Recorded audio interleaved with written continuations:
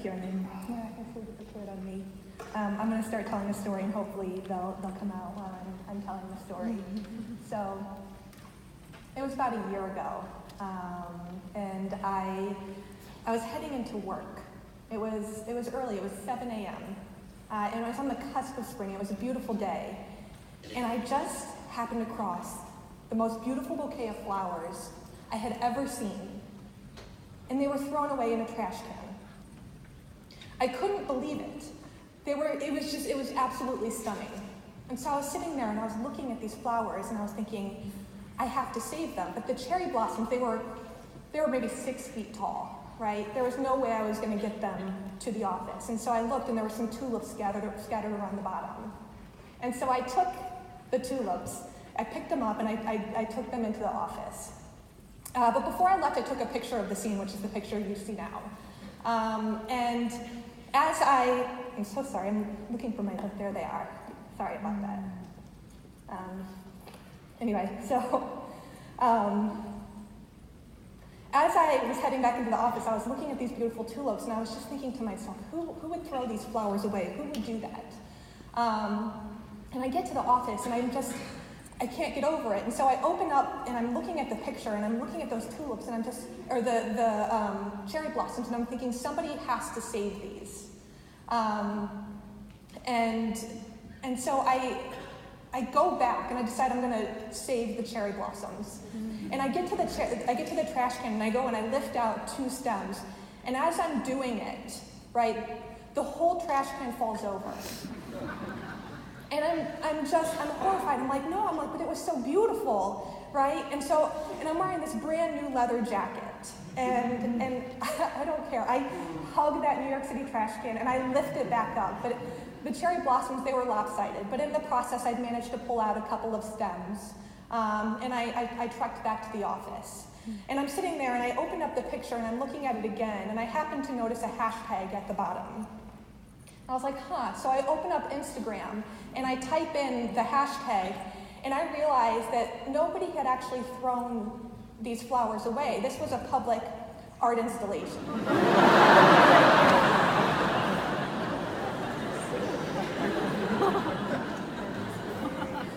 I was horrified. I was pretty down on myself. I actually started crying. Like, who would do this? So I did what any sort of reasonable Liz would do in this situation, and I emailed Lewis Miller, the artist, and I told on myself. And this is what I said. I said, I find myself completely overwhelmed, both by the beauty and by the misguided nature of my instinct. And I hope that this serves as a reminder to me, a disability advocate, that not all things need saving. Sometimes they just need to exist. The world has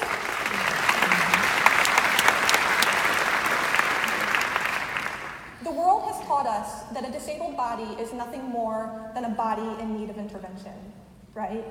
And this is exactly what designers do. We design interventions. We dedicate our careers to it. We are here today because of our commitment to this process. We are seekers who develop our skills with rigor because there's a certain glory in being a designer. We oftentimes want to be the best. And so I see the natural progression. Of course, we're going to want to take our highly attuned skills and apply them to something that we think needs fixing. But I'm someone who straddles both sides. I am a disabled designer. And while solutions feel fulfilling to me as a designer, as a disabled person, this process feels destructive. It feels like we have become a project or a topic instead of a discipline or a craft. Where is the rigor? Design schools are beginning to offer accessibility curriculum, but in lieu of creativity, students are learning about disability through compliance checklists. But that's not design. Design is art, right? It's art with rules. And if accessibility is the rules, where is the art? This is actually where I come in, right? Because the art is in the disability culture. It's in the history. It's in the theory. It's in the knowledge. People don't realize that disability is something a person can feel passion for and endeavor in.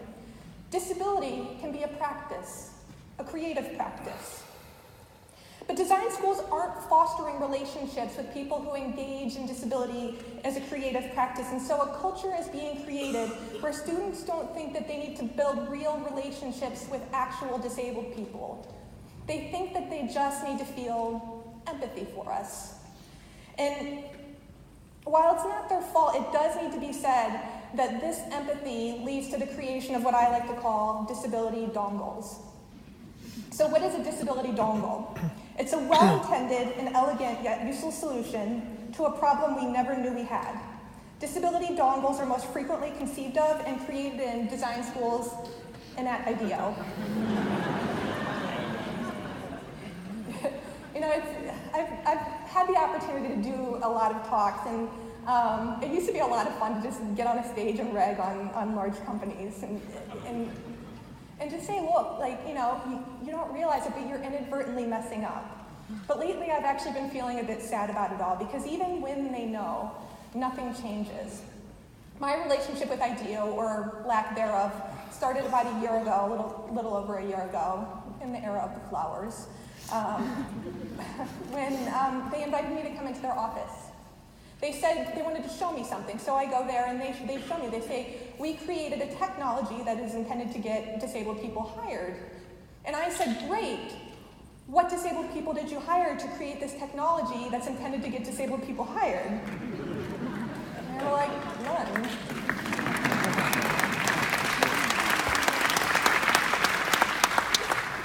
They didn't realize that they were reifying the very stigmas they had sought out to ease.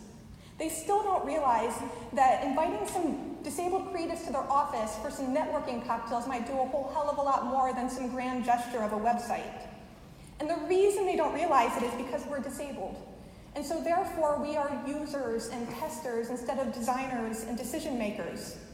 We don't get to pick the imagery, we are the imagery. For their website, for the brochures, for their fundraising materials. And it's funny, even if we did get invited to their office for cocktails, they'd probably just take pictures of us. That's actually what happened to me during my first interaction with AIGA. So they had a request for proposals. They had a question and answer session for this RFP for an inclusion grant, and I wanted to learn more, and I showed up. And there were about a dozen of us, a variety of diverse people in the room, and there was a professional photographer, which felt a little awkward to me. And about halfway into the session, I realized the photographer had honed in on me because he could see a picture of my cane. And so I took my cane and I hid it behind me. And all of a sudden I saw the photographer sort of creeping around back, and I was like, oh, right, so I had to hide my cane under the table. After a while, I got frustrated and I got up to leave. But unlike my experience with IDEO, AIGA leadership, they followed me and they stopped me before I reached the exit, right? And they emailed me the next day, and the next, right? And it wasn't just one person, it was many. And now I'm here, I suppose, to say thank you. Anyway, say you're a professor with no experience in disability. How would you grade your student's disability project? Would you grade it based on how it's experienced by the disabled person? And how would you even know how it's experienced? Or is there a chance that you might get caught up in your students' well-meaning intentions? In my experience, most teachers do the latter. Now, what's going to happen when that same student approaches you and says they want to learn how to engage in disability as a creative practice? Who do you refer them to for guidance? What are the best practices and where are the resources? This is why it's absolutely essential to insert disability studies curriculum into design schools. Accessibility is only one part of disability. It's the how. Disability studies is the who, it's the what, it's the when, the where, and the why. To be short, disability studies prevents disability dongles. And this is why it's so important for all of us to engage in disability as a creative practice. I feel like some of you might be asking yourselves, how did she pick the word dongle, right?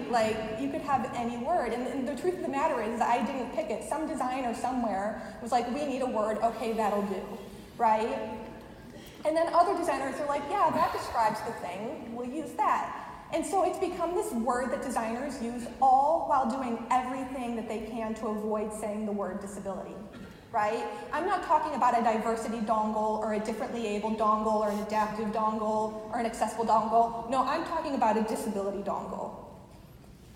So how do you begin to engage in disability as a creative practice? Well, you question what you think you know. And this is the way I got started, was by creating a new design methodology that I call design questioning. So design questioning is my response to design thinking, which, as many of you know, was an approach to design that was created in the 1960s, right, by white men who really have no equals, right? So these were men who were at the top of their professions. They were aligned with many of the greatest institutions in the world, and they were creating products that filled the homes of millions of people all over the world. And they started realizing that design wasn't reaching everybody, and so they created a system to fill in the gaps, right? They created design thinking.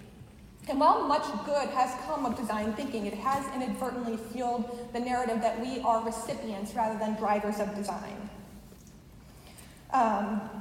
And so this is what design questioning does, right? It looks at design thinking from the user's perspective, because when we're finally able to question the systems that disable us, everybody involved stops seeing our bodies as the problem.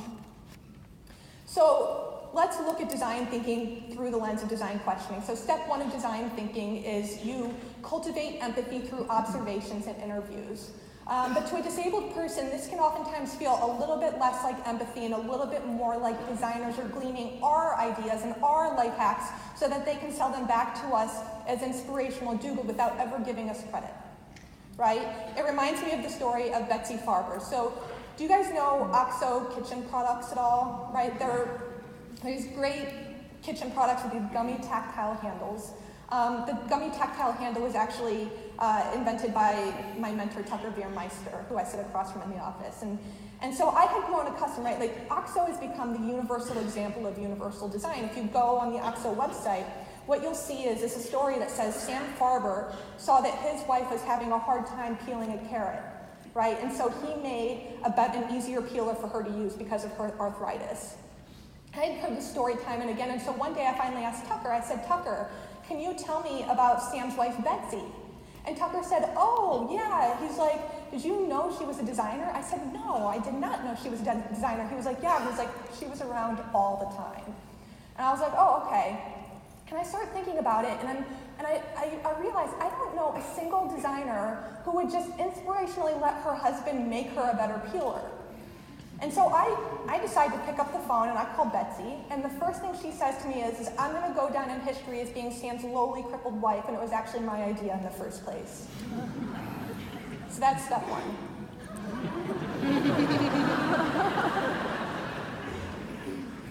I think about this stuff too much. So you have our insights gleaned, and you enter step two of the design thinking process, which is defining the problem. Right? But because disabled people are never allowed to lead, it often at times becomes us that's defined as the problem rather than the problem being defined as the problem, right? It becomes about what we can or can't do rather than how something does or doesn't work for us, right? So you've got our insights gleaned, we're defined as the problem, and then designers enter this iterative process of ideation, prototyping, and testing, and they eventually land at what I call the unacknowledged sixth step of design thinking, or as I call it, design thinking, because we're expected to be for that what's been done for us. And the truth of the matter is since I've started this process, I've actually gotten a bit more out of design questioning than I actually ever really have out of design thinking. I'm going to tell you a story about FISN. So 2 years ago, I was at South by Southwest, and three things happened. The first thing that happened is I knew in advance that I was going to have some deaf friends that I really admire who were going to be there. So I asked for an interpreter for my panel. And when I showed up, there was no interpreter. And I was pissed. But it was fine because they didn't actually arrive until the next day. So the next day, I decided to go to their panel. And I don't know if you guys know much about deaf culture, but when deaf people are speaking, deaf people show up. So I arrived at their panel, 2 deaf people and 2 non-deaf people on the panel, no interpreter. The only interpreter was the one that Jenny Lake-Fleury, the chief accessibility officer from Microsoft, had flown in with her from Seattle. And so her back was facing the audience so that Jenny could read what she was saying. At the end of the panel, when the question and answer session happened, someone took a mic, and the very first question was, where's the interpreters? And while I was there, somebody next to me said, oh, there's a really interesting panel after this on phantom pain. Do you want to go with me? And I have sensory issues, and I thought it might be interesting, so I said yes. And when I got there, I found out the name of the panel. It was called End of Disability. And I was horrified because they wouldn't have an End of Women panel. They wouldn't have an End of Gay People panel. Why are people always trying to get rid of us? And so I took the mic and I said as much. And somebody happened to be in the audience, and it happened to make the rounds on Disability Twitter, and it ended up prompting Hugh Forrest, who's the director of South by Southwest, to reach out. And we get on this phone, and we're having this amazing conversation where we're basically taking turns creatively telling each other how much we hate each other. And I finally tell him, I'm like, I'm going to make a technology that's going to shed light on your accessibility failures. And he said, fine, do it. And I said, fine, and I hung up. And I was like,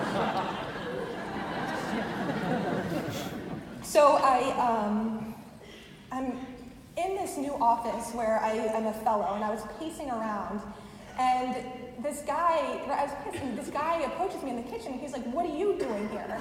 I was like, what are you talking about? I was like, what are you doing here? And I was like, what are you talking about? And he said, you weren't at South by, were you? I was like, yeah. He's like, you weren't at an End of Disability panel, were you? And I was like, yeah. He's like, oh my God, like, you totally blew my mind. He's like, that night when I went home, the only thing I told my wife was what you said. He's like, it left an impression on me. And I was like, great. He's like, what are you doing here? And I said, well, a mentor of mine told me I should come and work in this space as a fellow. I said, what are you doing here? And he said, well, I'm the head of product. And I said, well, that's great, because I just got off the phone with Hugh Forrest, and I told him I was going to make this technology, and I have no idea how to do it. So I told him what it is. It's simple. It's a live speech-to-text app that uses Google's API, their speech-to-text API. But what we do is in the audience, we crowdsource corrections for errors. So in the case that an interpreter doesn't show up, at least the disabled person would have a way to access what's going on in the event on their phone.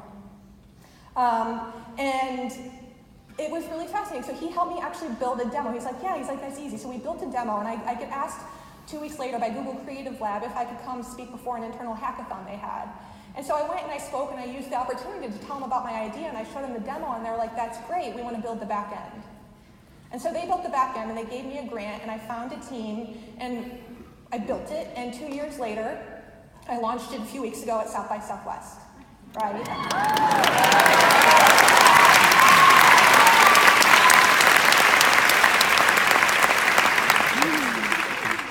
And we're actually going to be testing it out tomorrow in the business and entrepreneurship sessions if you want to test it out. It's just, you just download the app, and even if you're not in those sessions, you can sort of see it in real time if you're elsewhere. But the thing is this thing that was just a fuck you, right? It turned into something.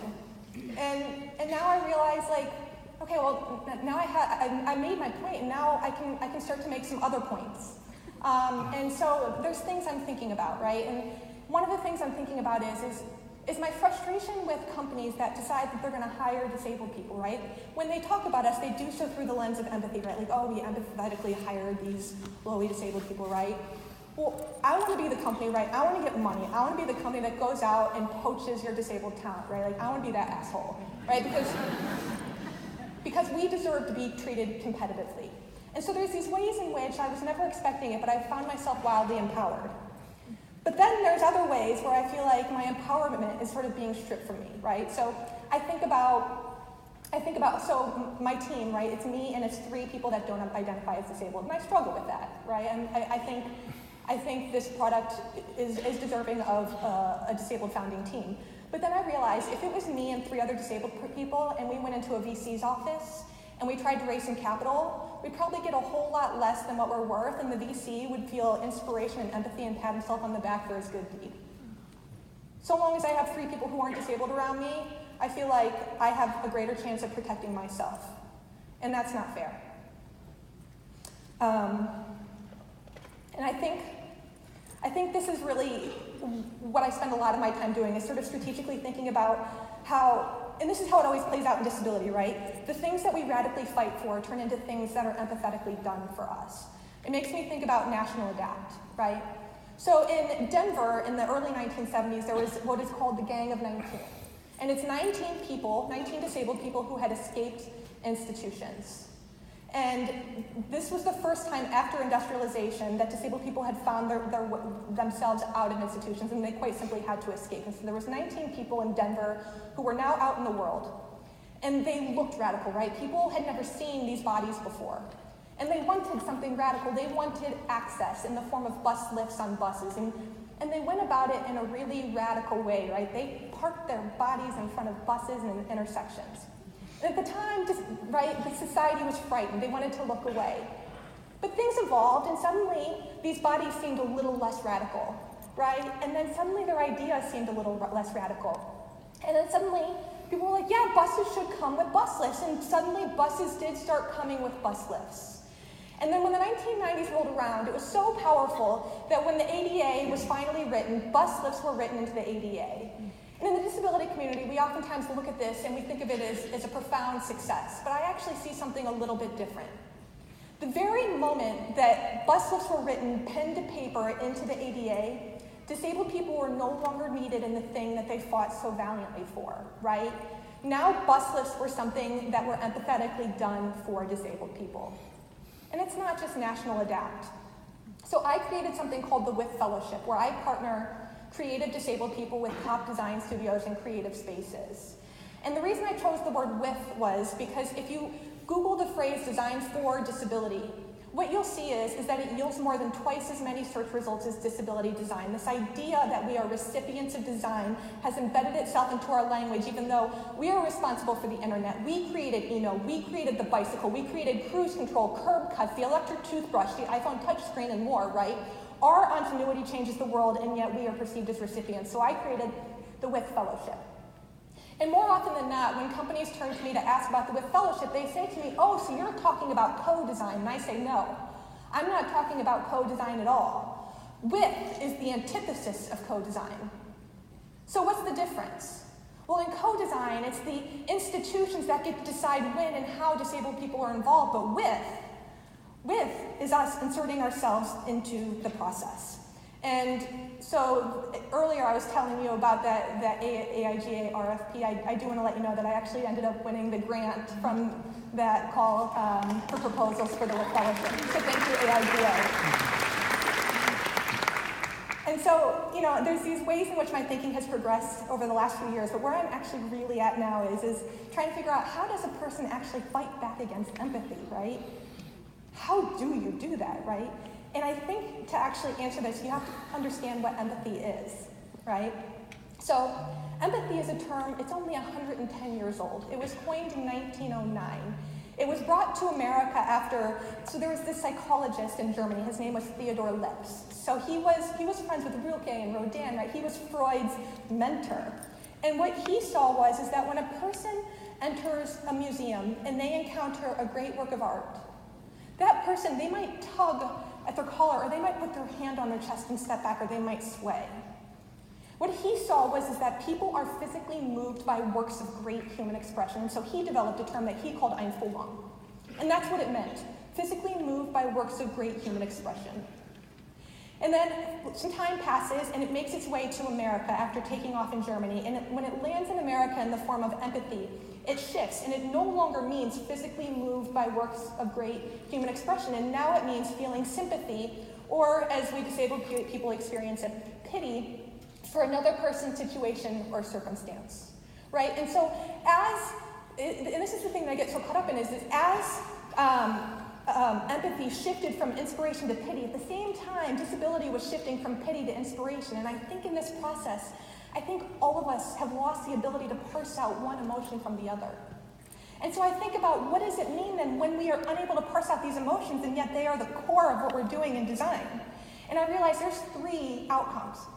The first is that disability reifies class and power structures, right? So you always have the empathizer, and then you have the empathizee. The empathizer ends up becoming a savior in this situation, right? They get to tell the story. We never hear from the empathizee. The second is it prescribes emotions, right? Like empathy, we're so focused on making things feel a certain way that we've forgotten to actually make things that do a certain thing. And I've actually come to believe that we're so focused on this that it actually, trying to make something feel like empathy is actually preventing us from doing the things that we set out to do. And the last thing is that it silences the recipient. The word empathy is frequently used in conjunction with a concept that's been kind of growing as of late, this idea of design for all, where it's presumed where if you design something for a disabled person, everybody is going to benefit. But if you actually really closely look at like when and how it's used, what you would realize is that it's really nothing more than virtue signaling. It's no different than empathy. And I know it makes all of us uncomfortable, but we need to start thinking critically about things we perceive as wholesome, because they're a whole lot more complex than we ever give ourselves, allow ourselves to think.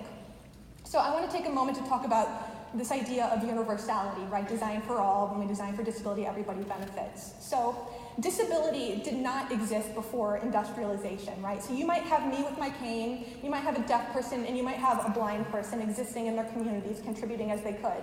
But they were never grouped together as this thing, right? They were viewed as separate. So what happened was industrialization rolled around, and it created this expectation that bodies could perform in rote and mechanized ways. And suddenly there was a subset of bodies that couldn't. And so industry at the time turned to doctors and philosophers to diagnose those bodies medically as disabled. Those bodies were then segregated and institutionalized. And so it strikes me as so fascinating that the very thing that created us in the first place, this expectation of mass and normal and universality, is the very thing that we turn to, all these decades later to try and actually solve it, mass and normal and universality. We're trying so hard to fix disability that we can't actually see when we're actually reifying it and recreating it. And so my question is what would happen instead if instead of trying to smooth out disability, we instead developed the capacity to acknowledge and appreciate the friction of it, right? I want to be able to honor the friction of my disability. My work is not universal, but it's also not niche. And I like to think if design can start investing in disabled bodies instead of trying to fix us, this work can be expansive. We are designers. As children, we might realize we have a knack for this work, but we don't just think we can do it, right? No, we go to school and we develop our skill set with rigor, and then we graduate and we continue education and we end up at events like this one here today. And yet somehow we're the very people that when it comes to disability, we think we just know, but we don't. I woke up 7 years and 5 days ago to a new body.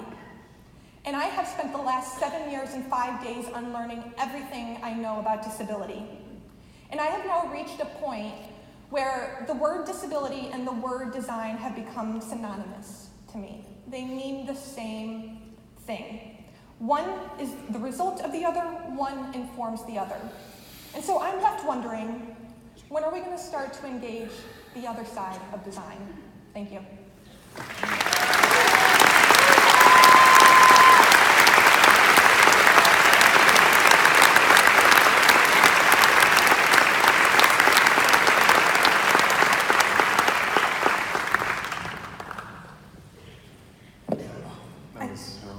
I think I just did something to my mic, but it makes sound still. It still makes sense. We're good. Yeah.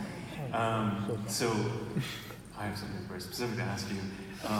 Maybe you in the audience have seen a few of these going around. These guys, you are responsible for these. There we go.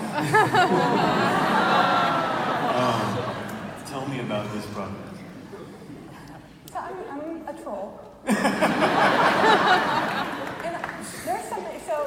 There's something so hilarious to me, because there is this tension between disability and design that I'm not sure if everybody here is aware of, but design hates Comic Sans.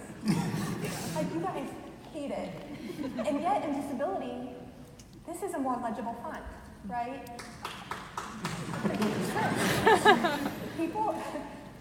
People find that it's a much easier to read font. And so, I think it's sort of, I find it to be this sort of visual example of what it is that we're sort of experiencing in both disability and design. And so what I thought would be really interesting is I wanted to challenge brands to make a Comic Sans version of their logo as a statement that you are engaging in disability as a creative practice.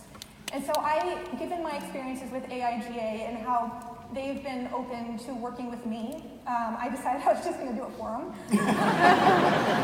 It's hilarious because I took, like, the first person I showed it to was like, well, the kerning. I was like, but I don't gotta, right? and so there you go. And so, I'm hopeful that, brands might be willing to make a statement that, not everything needs to be fixed. Maybe we can just engage a little bit. So that's the story behind it. So in that spirit, we made a 99% Visible logo in Comic Sans right there. It's gorgeous.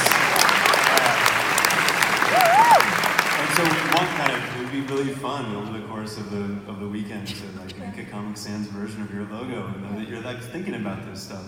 Hashtag Comic Sans Takeover. And then put it up online, Comic Sans Takeover, and see if you can really engage with the ideas.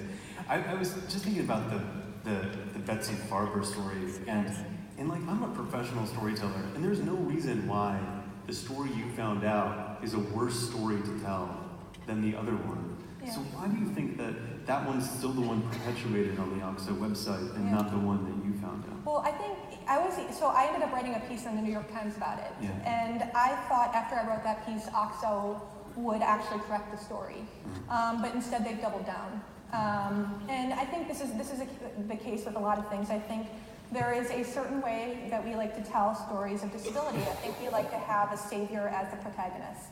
And I know you sort of encountered this a little bit on your podcast, because you've done podcasts on the curb cut and stuff, right? So there's this term in disability, it's called inspiration porn. I feel like there's a lot of porn happening on stage. But I think it's that people like to be very inspired by disabled people, and it really prevents us from kind of realizing what are the true stories behind this. And so, I've really taken an interest in uncovering a lot of these histories. So I often tell the story, does anybody here use Fingerworks? So in 1998, there's this guy, his name's Wayne Westerman, and he had some carpal tunnel and some tendonitis, and he wanted to figure out if there was a way he could continue working. And so he developed this thing called Fingerworks, and then in 2005, Steve Jobs bought it. It's the iPhone touchscreen, right? So who here uses Fingerworks? This is the thing is there are disabled people behind so many stories, between so many objects that we encounter every day, and they just get written out of history. And so I've been really working to try and uncover a lot of these histories. There's so many of them. That's fantastic. Liz Jackson.